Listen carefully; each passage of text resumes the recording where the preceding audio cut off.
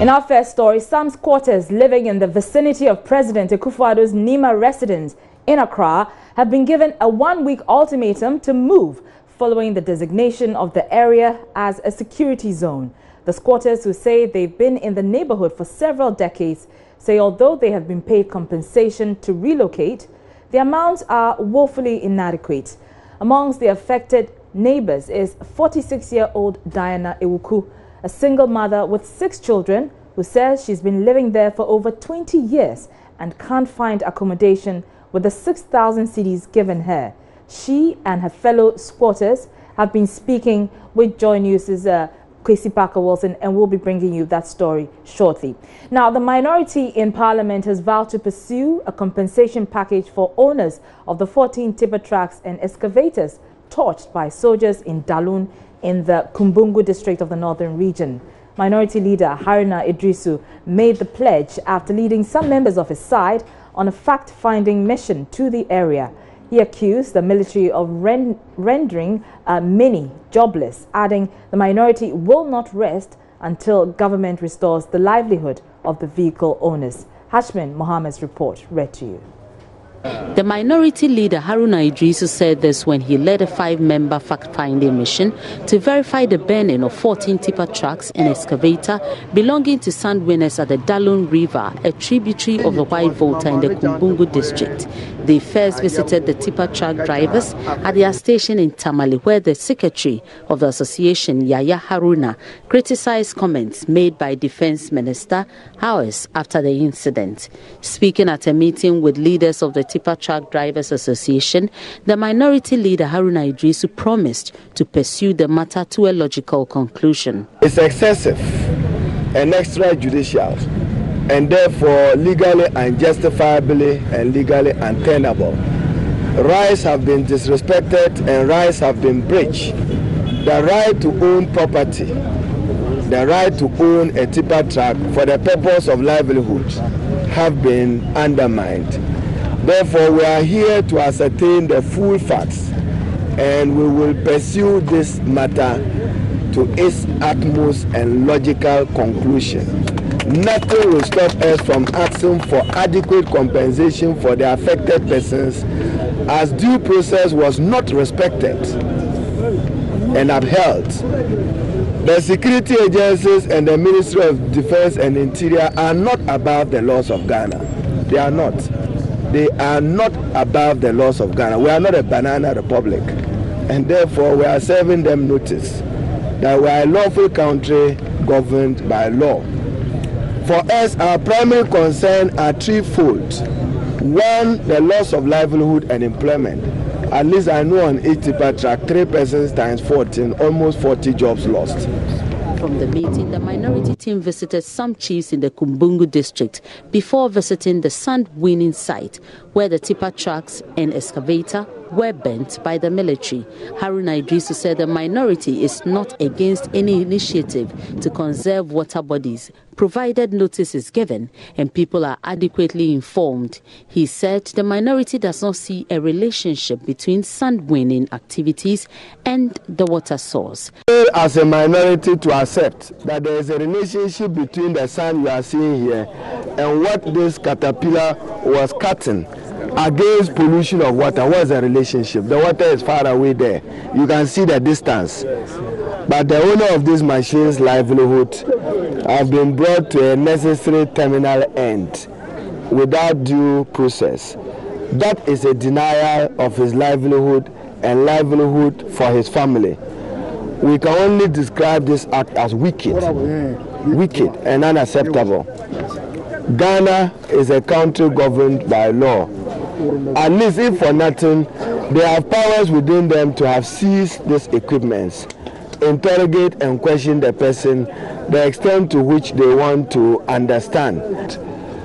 The Constitution of Ghana guarantees the right to own property, including the right to own this vehicle by its owner. The infractions on the right of ownership is unacceptable to us, and the necessary recoveries and compensation, government must prepare for it. We do not support any act of lawlessness, and we will not support any act of lawlessness. Due process must be respected. We must all work to preserve and conserve the water resources and water bodies in this area, but not in the manner as they have done. Hashmin Mohammed's report.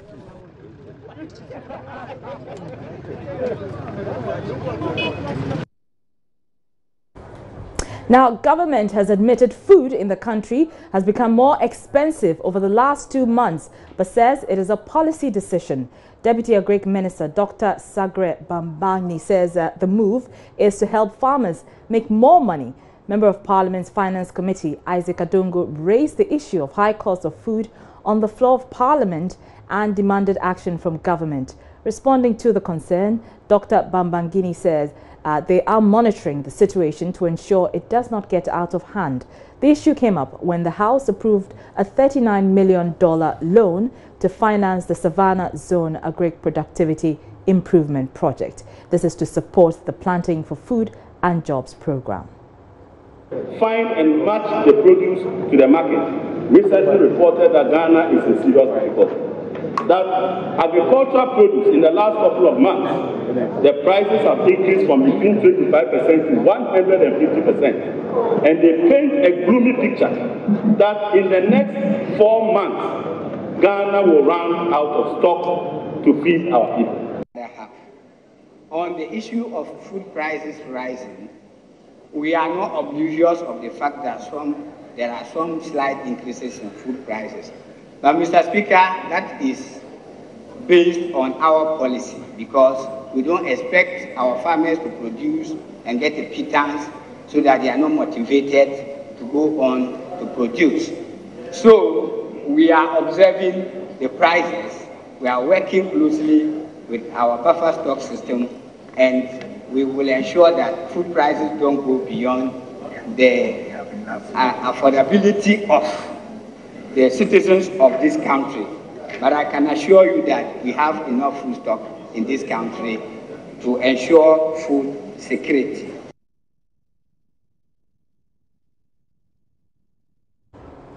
Well, the issue of MPs reporting late to the House also came on the floor of Parliament and was discussed by the MPs, and the Speaker urged the legislature, members of the legislature, to ensure that they come to the House promptly.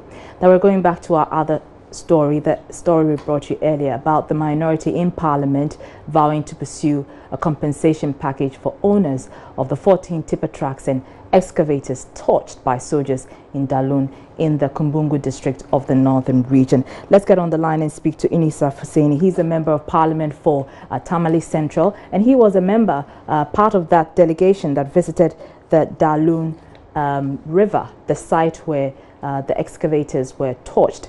Good evening and many thanks for your time. Yeah, good evening, Araba, and how are you? I'm very well, thanks for asking. Now, when we last spoke to the Defense Minister on this, he said the decision was taken because the miners' activities were affecting the river and that the Ghana Water Company itself had raised concerns about the river being polluted by these activities, which is why they bent the equipment. You've been to the site and you say that is not the case? Yeah, that's obviously not the case, and that clearly exposes the minister and the administration as relying on false information and giving orders which have drastic and devastating consequences. I see. So tell us, from what you saw, how is the sand winning activity affecting the environment there, particularly the water body? First of all, the sand winning is not being undertaken in the water body at all. The sand winning is being undertaken at a place far removed from the water body. 2, the intake of the water from the Nawuni River is upstream. The sand winning is downstream. So there is no way that even if the sand winning were taking place in the water body, it will affect the water body. There's no way, because the water will have to pass the intake point before it comes to the area that the sand winners were winning sand. But the most important thing is that the winning of the sun doesn't take place in the water body at all. I see. Now, you have described the decision by government to burn the trucks and the excavators as a drastic one. You've been there. Describe to us what you saw. We saw that the sun winning is taking place at a particular area that was shown them by the district assembly. Indeed, we also saw that the district assembly had helped in constructing a road to the area where the sand is won. We saw that the excavator that was touched had excavated an area and gotten to the sediment of the sand that was needed for building purposes. You know, the first layer of the sand you could see clearly was clay or loamy soil, which is not required for building. So when the top layer is removed, they come to the silk, which is needed for the for building purposes. So we saw that that pit, just like a gravel pit, is where they win the sand.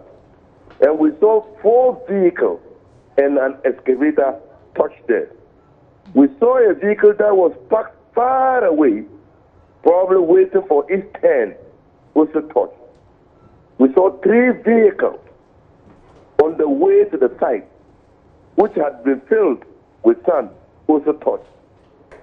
We saw motorbikes, which were resting under a tree ostensibly for those who were helping to load the sand, also touched. And so, clearly, this was not an activity that could potentially impact the water intake from the Ghana or by the Ghana Water Company. Clearly, no. I see. That's interesting. We're also joined on the line, thankfully, by the Defense Minister, Dominic Nituul. Many thanks for your time, sir. Yes, good evening. Good evening to you, and many thanks for joining us. Now, you may have heard Mr. Hussaini there. He says your action was too drastic. It was not justifiable. How do you respond to that? First of all, I did not hear much about what he. I heard just at the end of what he said. I only reacted to this matter because I wanted to set the record straight. The first accusation statement sought to do was to say that it was by the directive of the Regional Security Council, and that's why I corrected the facts at that time that it was not. I see. The minority says they went to the site, the area where the excavators or the sand winning activities are said to be ongoing, and they say that the area where the miners are winning the sand is nowhere close to the water body. So on what basis do you... I have just told you that the original time I sought to talk about this matter was... Hello? Mr. Nituul? Unfortunately, we've lost Mr. Nituul there. Mr. Hussaini, are you on the line? I'm on the line, Araba. Okay. So he's just clarifying that it wasn't the decision of the Regional Security Council to burn those excavators, as the minority had earlier referred to, but that it was the decision of government and Operation the task force that is dealing with the Galamsey issue. But tell me, you did say that you are going to take this up in court. Earlier we had heard reports that you were backing any efforts by the people to take up this matter in court. Clarify for us, are you taking this up in court on behalf of Nituul, the defense minister, has just provided further and better particulars of the persons who can be held responsible for this callous and brutish act. And that will be? That will be the security establishment, the soldiers who went there to do what they did, Operation Vanguard, we will know their members, and then we can take action. The owners of the vehicles will take action. Clearly, Araba, you see, what is most disturbing is that the activity never took place in the water body. Never, ever. And it is important for the defense minister to at least visit the site. Probably he will understand the gravity and the wrong that they have done against the people. Very well. Many thanks for your time. And that is Member of Parliament for Tamale Central, Inusa Fuseni, there with that update on the situation in Delune in the northern region. We're taking a break right now, but still ahead, Sanitation Minister blames waste management firm Zoomlion for the filth that's engulfed parts of the country.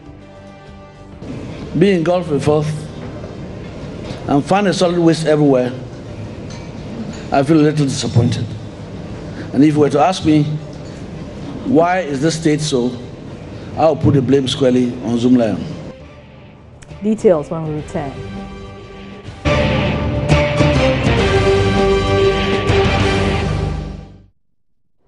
You're welcome back. The Minister for Sanitation and Water Resources, Joseph Kofi Adda, has blamed Zoomlion Ghana Limited for the filth that has engulfed the nation in recent times. Speaking at a sanitation forum organized by the Graphic Communications Group, Kofi Adda said, although Zoomlion has benefited from the state than any other waste management company, its performance in recent times leaves much to be desired. Manasseh Azura-Wene reports. Some time now, there's been a renewed campaign to deal with filth in the country, especially filth in Accra, Kumasi and the major cities in Ghana. Joy News investigations across the country last year exposed a number of lapses with Zoomlion's performance. The company has at least 5 separate sanitation contracts with all the 260 metropolitan, municipal and district assemblies in Ghana. It also has sanitation contracts awarded from the Ministry of Local Government and Rural Development, as well as other government agencies. The Minister for Sanitation and Water Resources, Joseph Kofi Adda, at the Graphic Communications Group organized forum, was brutal in his assessment of the company's performance. Dr. Japan,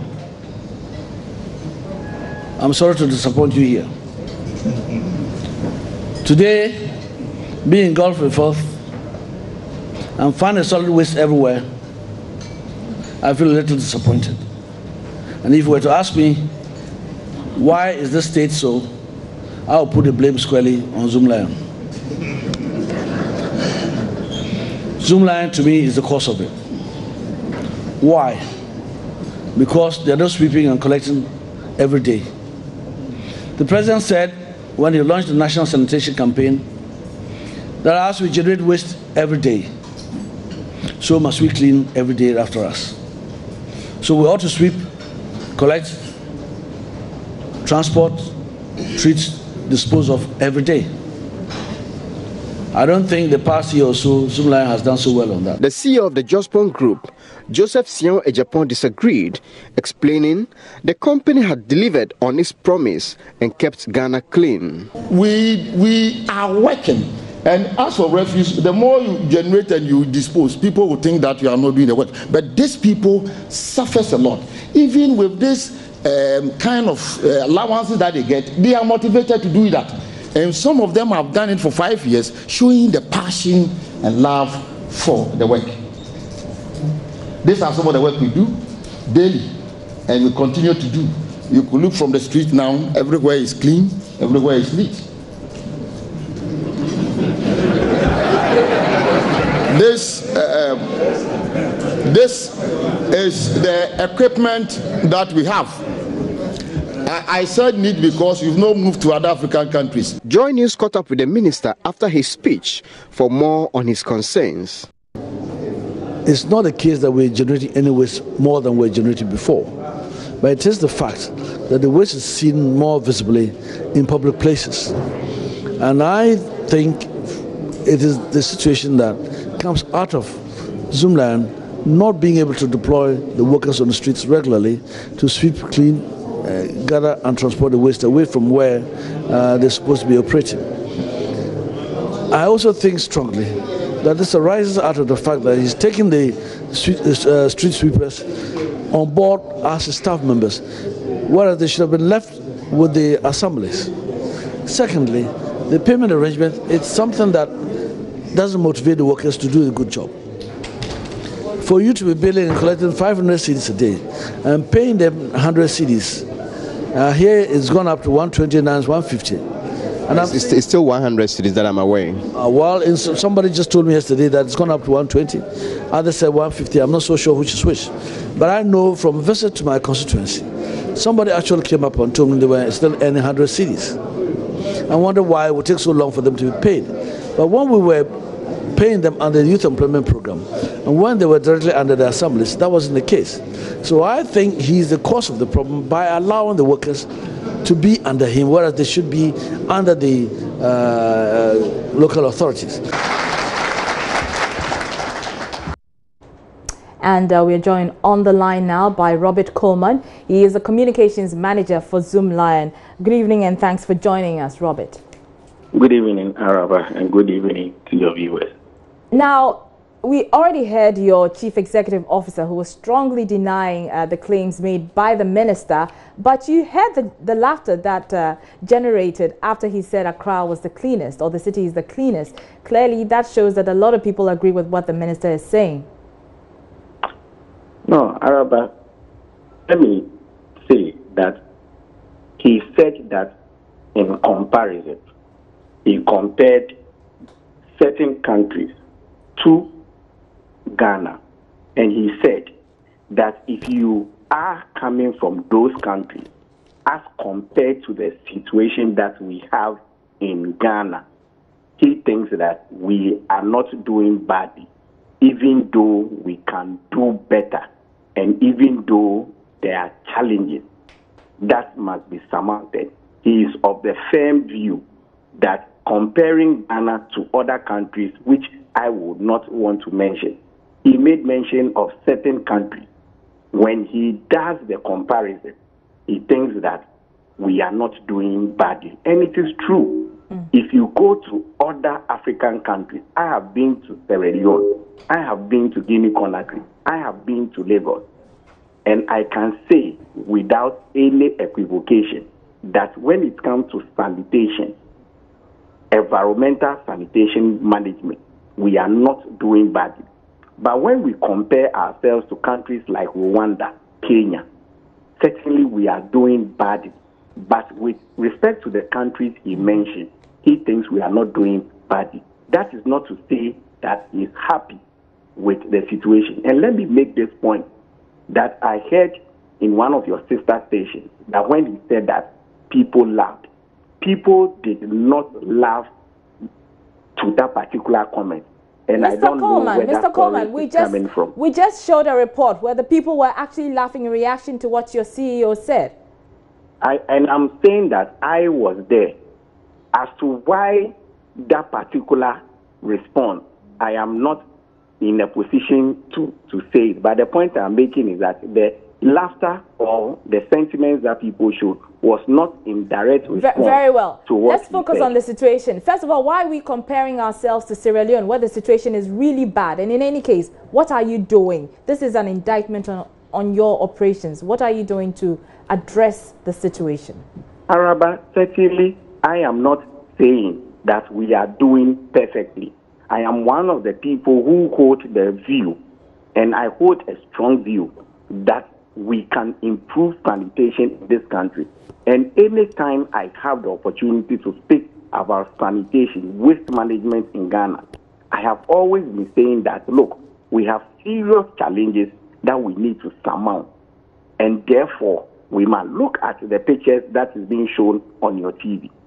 You can see rubbish gathered around the place and people are burning.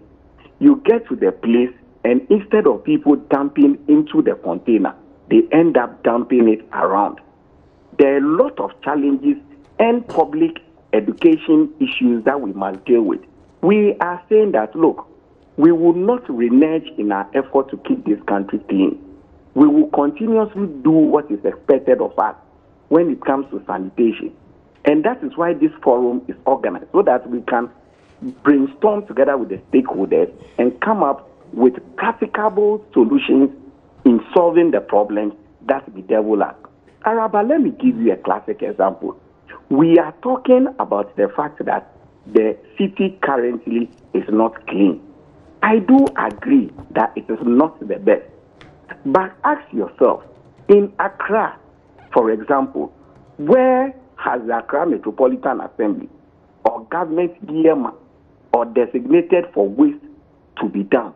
Because if I collect waste from a place like Joy FM Kokomebile, I must have a permanent place to dump. Right. If I don't have a permanent place to dump, where do I dump? And that is the responsibility of the assembly. Very well. So infrastructure deficiency is a problem. Okay. So it is unfair and disingenuous to put the blame solely at the doorsteps of Zoom Lion.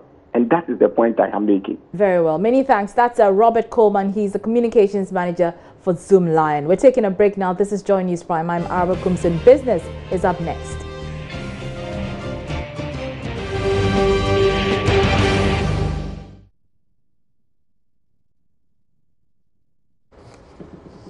Hello again, good evening to you. Welcome to Business. Chief Executive of UBA West Africa, Abiola Beria, has disclosed that supporting the development of Ghana will continue to be high on the agenda despite her elevation as West African boss of the bank. According to her, UBA's contribution to the growth of the country's economy will increase from its current state. She spoke with Joy Business in an exclusive interview after her appointment as Regional Chief Executive of West Africa.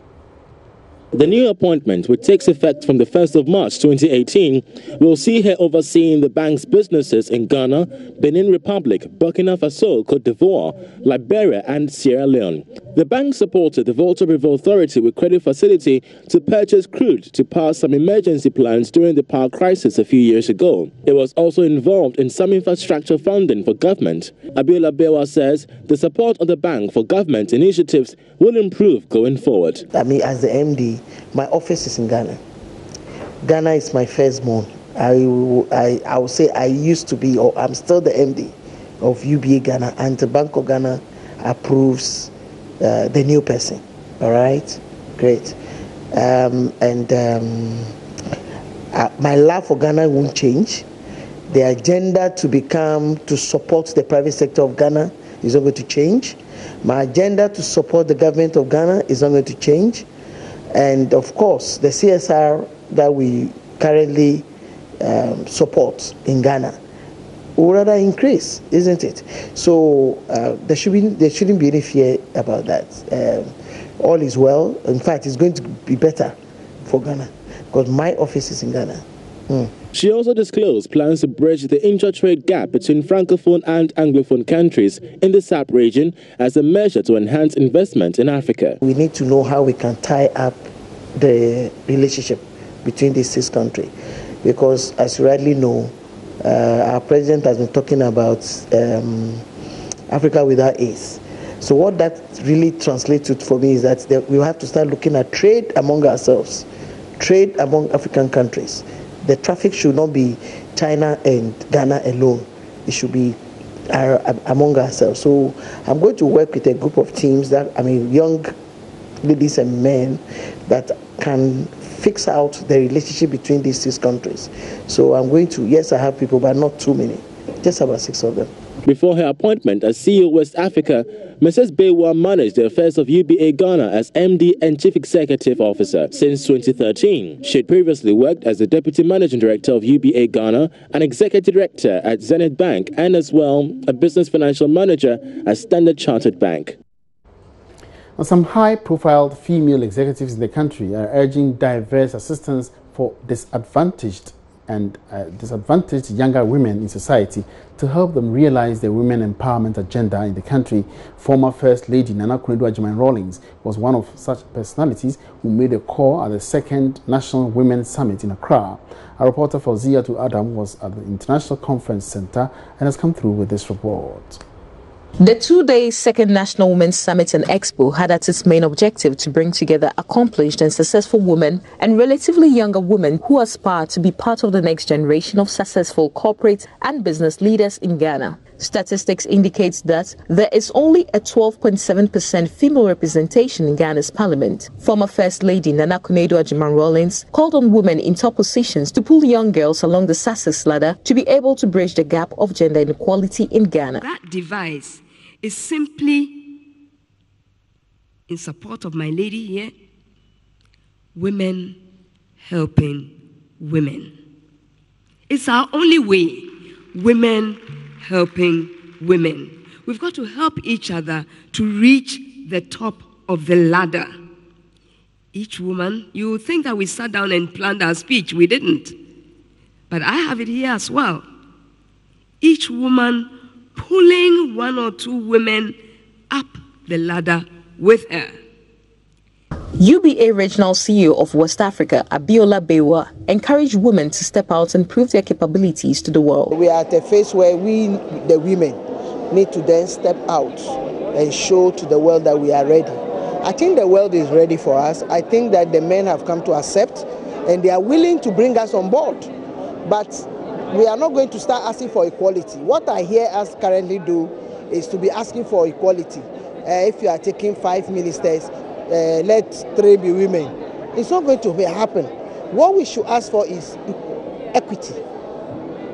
You understand? Where we are not taking, they are not employing us because we are women, but because we are ready and we have the capacity. CEO of Legacy and Legacy, Comfort Okran, believes if government puts in place the right strategies, it will meet the ideals of the SDGs to better our society. The government will have to look at a strategy to tackle these things, to see if it has the agents or the agencies available to do this. If they do have, what kind of resources do they need to give to the various agencies to be able to achieve them? Because saying the SGC is one thing, looking at the target you would like to achieve is another thing. The theme for the conference, Press for Freedom, Women Supporting Women, was the same theme used for this year's International Women's Day, which was celebrated all over the world on Thursday. Fawzia to Adams report for Joy Business. And moving on, Consumer Unity and Trust Society CATS International, a not-for-profit organization, is making a case for government to initiate some innovative strategies to boost revenue generation within the various district assemblies in the country. There's more in the following report. Consumer Unity and Trust Society CATS International wants government to explore innovative ways of improving revenue generation across all district assemblies in the country. According to them, the overdependence on mineral royalties, especially among areas where extractive activities are underway, is detrimental to government's Ghana Beyond Aid agenda. Speaking to Joy Business, Center Coordinator of CAT International, Apiakusi Adumako, says this move will go a long way to reduce the strain of the District Assembly Common Fund. We've realized that the MMDAs across the country are not able to raise enough money to fund their development, and largely because of the over-reliance on the District Assembly Common Fund. Per the chart that was announced this morning, some assemblies even raised 0.1% in locally IGF. That means that if Accra shuts down, that's the life of the assembly also shuts down.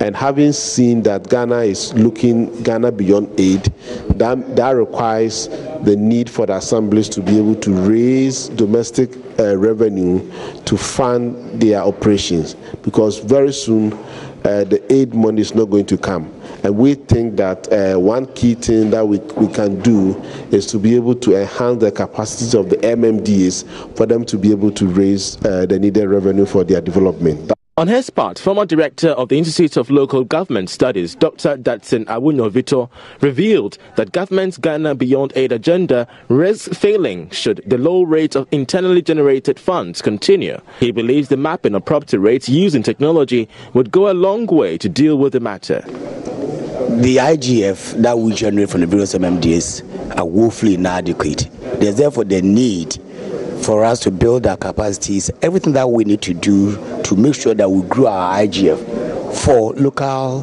development is very important. That is the reason why we are having this program today. And I indicated that today, cost of collecting our property should be reduced, particularly with the Ghana Post GPS that we have. We should be able to do what I call digital mapping of our properties. And then if the agents that we outsource the property collection to, we're able to come out with a very good agreements and we'll monitor the collection. will reduce leakages. By that, we should be able to improve upon the revenue that we collect locally. The workshop was under the theme Maximizing Revenue from Property Rates. Now, African countries are being advised to embrace the free air market transport system to increase GDP of their economies. This comes as 23 African countries recently launched the Single African Air Transport Market Initiative aimed at opening up the continent's skies. Speaking to Joy Business in an interview recently, the Vice President of IATA, Raphael Kuchi, said protectionism is a hindrance to the growth of the air transport markets. Currently, about 23 countries have signed on to the Single African Air Transport Market, with 32 countries yet to join. According to the Vice President of IATA, Raphael Kuchi, an immediate benefit of the Single Air Market will be enhanced connectivity among African nations and economic growth. Which today with intra-Africa trade is only at between 12 to 15%. Now, we want to see this to be 30-50% at least for the continent. How can we do that if we don't even have connectivity amongst us?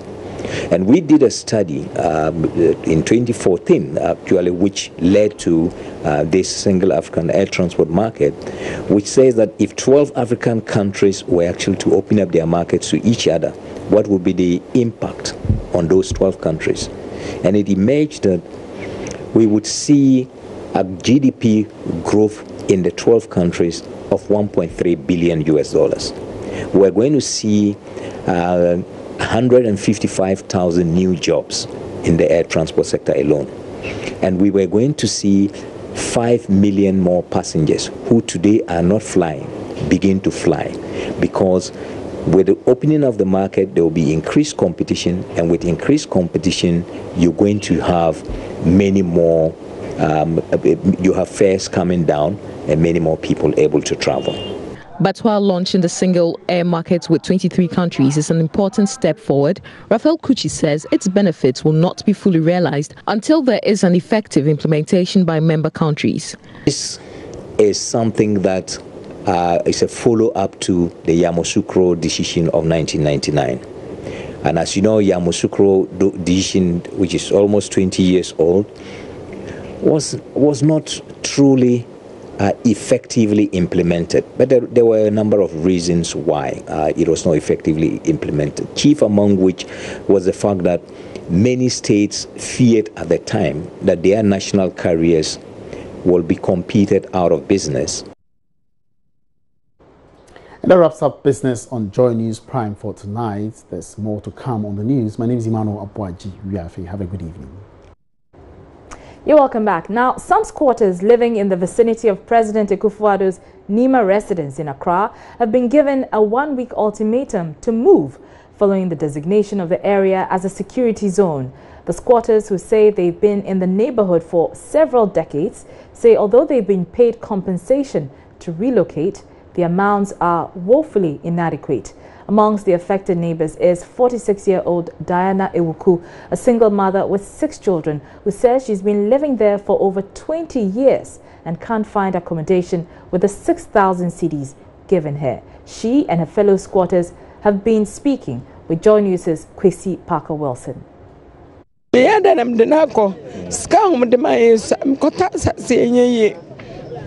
Mesipikite container mi pepe kwa di container nsi minyafa nsi container mwa ye to 20 Ghana ye fence 2 million to container mwa mi kwa baby sisi ye pama me daya 36 million 24 million kwa iso omo nyinyini me ne omo kwa na me ne omo yede ko papa ti asekwa kan ye me ya no papa ti as this judges ebia me nam ere was an dream na ba pe baby asana na me kwala iso ato panza yo kitan kwala mema ni oba na us me mema ukogo ti se yeso ba mema e bibi oba e bibi wa be juni se ba ne sene I have lived here for about 22 years, and if Nanado wants us to move from here, I have nothing to tell him. But the money we are being compensated with is not enough. And I am a single mother. I have nowhere to go. I'm begging Nanado to wipe away my tears and have mercy. After my husband's death, I have not had much to sell. The little money I get from sales, I used to take care of my 6 children. 2 years, 2 years, almost I just gave you. Almost I just gave you.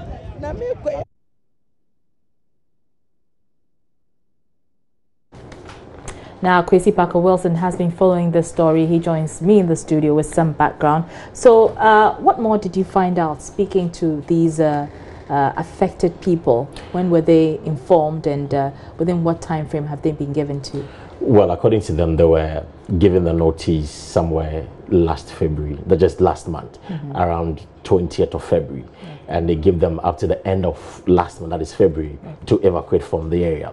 But again, they pleaded with the national security personnel that give us few more days for us to get ourselves ready and then leave. So the agreement between them and the national security was that they're going to leave on the 30th or ending of March, only for them to hear the news somewhere last Friday that they had to leave by 15th of March. That is next week, Thursday. So for them, the information took them by surprise, which clearly they are not happy about. Then again, you mentioned just to clarify, where is the directive coming from? National security. The national security. Exactly. Some even said that they are not even too sure if the president is in the know or he knows anything about it, because they've been dealing with the national security, but they are quick to dismiss the fact that some people are describing them as squatters. They say no, they are not. They acquired the land, they pay rent to an individual, so they have legitimately acquired the land, so they are not squatters. They are there doing their business. Okay, they are leasing the land. If they are renting it, it's leasing. But I suppose so. But so, how long have some of them been there? You spoke to one of the women. She's been there 20 years. 20 years. What some about the others? 15 years. Some 20 years, 25 years. And so these are people who are resident there, not just people who have shops. Right. Some of them do own the shops. Okay. Others are resident there. They live there. Like this woman, for example, she lives there. Others too are just operating their shops, and then when 6, 7 p.m. they leave and then they go home and then they come back. Those are not really bothered, but those who are living there are the ones who are bothered. I spoke to the chairman of they have an association, One Charles, and he tells me how they had a cordial relationship with the president.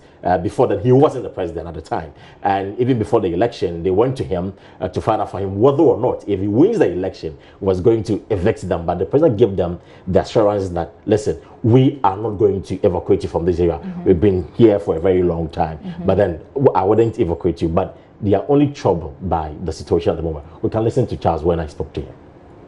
First of all, the time this man came, I went to him. He said, "Oh, I'm not moving you. People should stay." Oh, I've been making free. I'm free with him, going there all the time. It's some time ago, I organized a party for. I'm the chairman here.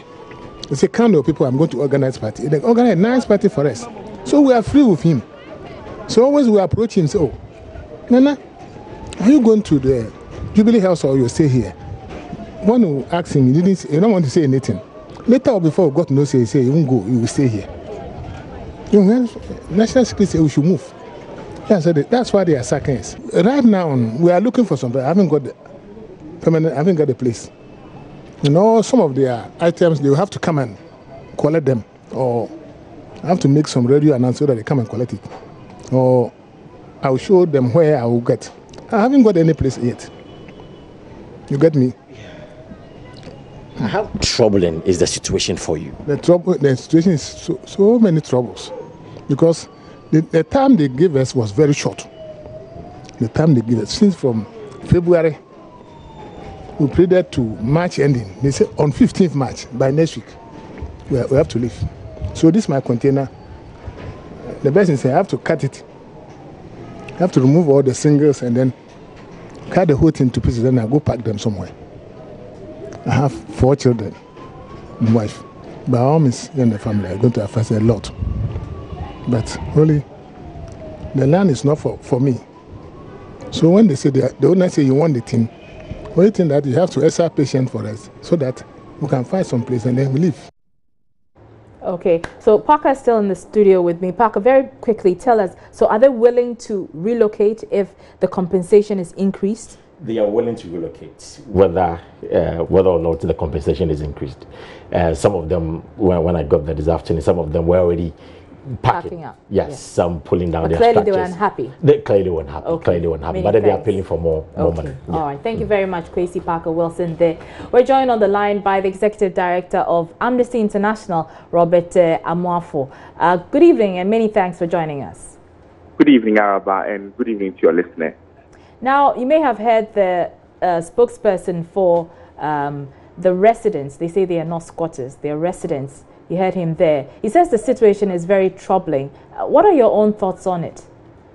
Thank you very much. Having listened to the situation and having heard from all that has happened, we think that as Amnesty International, we expect that the government would apply proportionality to issues as this one. We, though I haven't read the National Security Report that even identified the people around the president's house as security threats or reason for security threats, which we would have to look at and therefore see the need, the reason why they should move. And then also see the feasibility study that was done to give them that amount of money or the time that we're giving to them. All these things needed to take into consideration how long they've been there, what they are doing, how long it will take one averagely standardized, how long it will take one person to move from a particular place. And per the compensation they are being given, how feasible that is. And having heard from some of the people around the area, we clearly see that the issue of proportionality was not applied in ensuring that these people who are moving have a comfortable life after they have moved. All right, Mr. Mafo, but what is the practice, the standard practice elsewhere? Is it that wherever a president has his personal or private accommodation, when he becomes president, that area is considered a security zone, so people must move? Is that the standard practice elsewhere? So the standard practice, especially for security reasons, I mean, as you may well be aware, once a place is identified security zone, a lot of issues happen around there, which means that some restrictions are placed there and all of that. But what we, and once the president is living there, and the national security, after over a year plus when the president has lived there, think that they deem that the people living there, they be security threat to the president after he has been there, which we find as a problem. And they would present a report to people like us, which would be a standard practice like the human rights organizations like us, to also see and also reason with them and give and also share in the idea that this is the proportional way of addressing the issue. But having listened to the people and giving them the time and all that has happened, that is not the standard practice. And international human rights law does not see this as a standard practice. And we are calling on them to ensure that they apply proportionality to the situation at hand. Very quickly, what options do you think these quarters have now? One, they can call for some of us who are in public interest law to get involved and get them back to the negotiation table. Once it's a security issue, we need to look at the reports that have identified the status of security threat, and then also look at the proportionality of the issue, which is whether if they have decided already, they have decided to move. A lot of the reports I hear say they decide to move, but whether their move, the issues that they are moving and where they are going to, is okay, and the period they've been giving is enough for them to do and to move from where they are. So they have options. They may decide to call some lawyers on board to go back to the negotiation table, and we'll take it up from there. The director of Amnesty International, Robert Amoafo there. Now, two suspects who allegedly killed a 6-year-old boy and offered to sell his severed head to a spiritualist for 2,500 cedis have been arrested by the police in Kumasi. Vikuruba Joe, 21, who hails from Tongo, and his accomplice, yet to be identified, offered to sell the head of the boy, Ata, to a malam at Sokobam, a suburb of Kumasi. Police sources say the two picked up the deceased, who had gone to a video center with his twin sister at Swami at about 7 p.m. on Wednesday. Ohiminteria has been speaking to a spiritualist whose tip-off led to the arrest. Just about 5 minutes time, I also had a call from the same number telling me that they are in Kumasi. And I asked them, how possible could it be?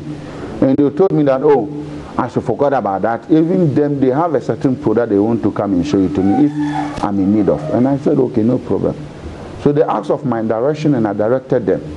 Once they came to my house, they didn't even mention of women being said.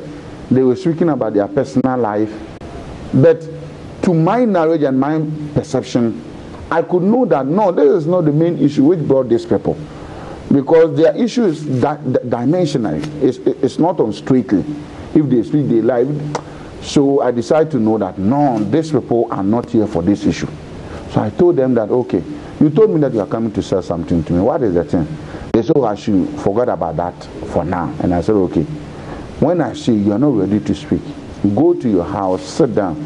The day or the time you are ready to speak, you can come back because you know my house. And they left back. So when they left back, that they started that conversation. They called me in the evening to tell me that, oh, the next day they will call me. While the next day they called me and told me that they have these things. And I was shocked. I need the police people to get these people, if only it's true. And inshallah, it was true. And I let the police in so that these bad people will be down. So how did the police came in? How did the police come in? I'm the one who called the police to inform them that this is a conversation going on between me and certain people. They say they have human beings papers. They are now ready to sell human being hair to me. And I've accepted to buy so that you, the people, can get them arrested. So the signal was the whole region of the police command, and they were communicating with me. These bad people too were communicating with me. When they came to my house, the police people too get forward and get them arrested. But did you get to see this human head before the arrival of the police? Yes. When he broke the polythene, I wasn't so sure. I need to see. So I was thinking that maybe it's a hair of dead body. Maybe somebody can be buried 5-10 years ago and they'll go for the hair. But all these people are bad people because it's very badly for you to go for a dead body for a couple of years for you to go for the body. It's very bad. So in all, he was drawing the attention of the police. When he removed the head, I see that is genuine. So I just shocked and I told him, you just put it back in the polythene. So for there, if not that God is ready to have these people, bad people neck, he should have been know that, no, I'm going to sell this thing to this man. He accepted to buy it. Immediately I removed it, he said I should put it back into the polythene. But you know, when human being is doing his part, the Almighty God too is doing his own. So he wasn't relies on that. In a separate incident, the Ashanti Regional Police Command has arrested 3 suspects in connection with a foiled robbery at Abenchim near Bekwai in the Ashanti region. The suspects had planned to rob a filling station at the said location. Now, the Kejita Petty Traders Association is blaming city authorities in Kumasi for a failed investment in market sheds. According to the leaders, they were compelled during a decongestion exercise to take a loan of 80,000 cedis to construct the sheds, only for the KMA to abandon the exercise and allow the traders to return to the pavements. They lament they would be unable to pay back the loan unless the traders are forced off the streets and into the sheds. Nanaya Ajima has more. The portion of Racecourse Market allocated to the Kejita Petty Traders Association is virtually empty. The few who complied with the Assembly's directives have regretted their decision. She says, "We were expecting the Assembly to make the market a successful one. Our investigations reveal the task force takes money from the traders by the roadside. Some tell us if they should pay 2 cedis and are allowed to trade there, then there is no need to come and trade with us." It is 4:15 p.m. here at the Racecourse Market. Unlike other facilities in the metropolis, there is little activity, leaving traders virtually idle to sleep over their displayed wares. Construction here has ceased due to absence of interest by members to take up these sheds for trade. Now interest on the loan used to construct these sheds continue to soar and therefore leadership are worried about where to get money to settle the debt. The association had originally planned to charge 200 cedis for a space at the race course. However, only a fraction of membership paid to acquire them in the early stages of the decongestion exercise. Chairman Nana Prempe says they cannot be certain about their future. It's very, very difficult because the association originally had no money. We had hoped, we had used our numbers. You see, we are about 2,283. About 1,370 of us got access to race course here. So we had used our numbers to bargain at the bank. But unfortunately for us, our members are not patronizing this place, and it's making it difficult for us to get the money to repay the loan. Meanwhile, the traders are seeking KMA support to enable them settle the debts. It is a burden onto us, and we don't know. We are just looking up and down to see the best way how we can recoup our money and pay back the loan, because the bankers are always on us, forcing us that we should find every possible means to repay the loan. And my brother, you know that short-term loans and its interest rates are always high. So we don't know what we are going to do. Just recently, we even approached the coordinating director of Kumasi Metropolitan Assembly and told him of our plight, that we had hoped that the assembly was going to help us to make this place a market. Because when we live here, these shares is going to be the property of the assembly. So moving forward, I think in the course of the week, we plan meeting the assembly, see how best they can relieve us from this bank loan, because automatically this property is going to be their property. Nana Yaujima reporting. Now, girls have been asked to speak out whenever they are sexually assaulted in any form. During a panel discussion on sexual harassment in schools, gender advocates called on children of school-going age to be confident and avoid being pressured into doing the wrong thing. Ifwa Evans-Chinnery has more.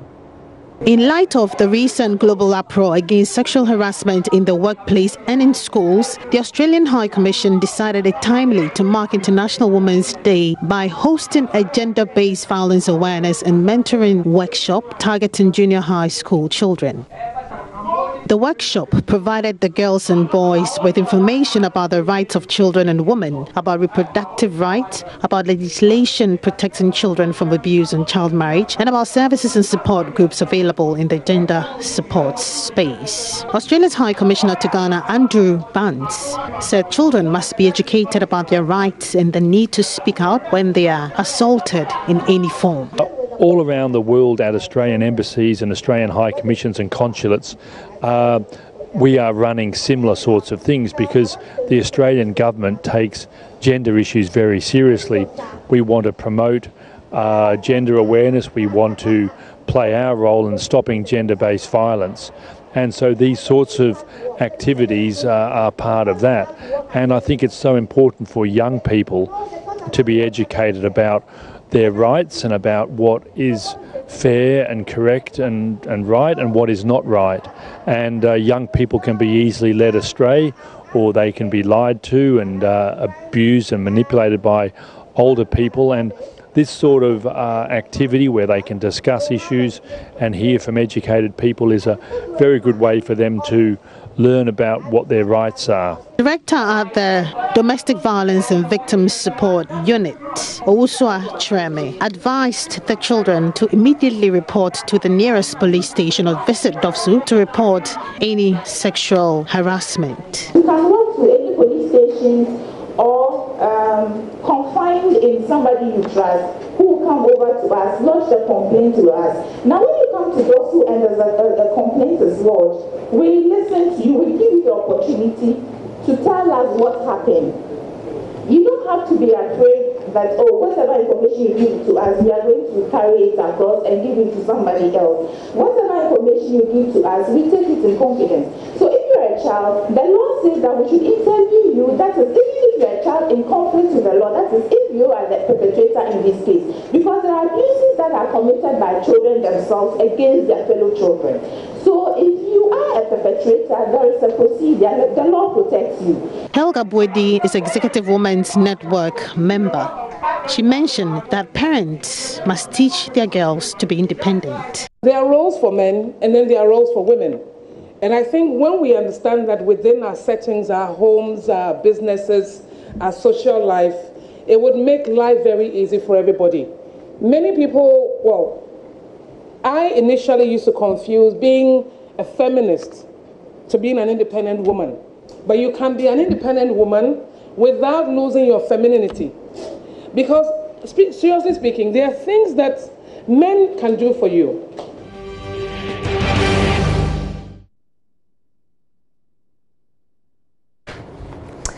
Join news headlines now, and Sanitation Minister blames waste management firm Zoomlion for the filth that's engulfed parts of the country. The company, however, disagrees, insisting it should rather be given credit for cleaning up the country. Some squatters living in the vicinity of President Akufo-Addo's residence have been given a week to move from the area after it was designated a security zone. They, however, say the amount paid them as compensation is woefully inadequate. Minority in Parliament vow to pursue compensation for owners of some trucks and excavators torched by the military at Kumbungu in the northern region.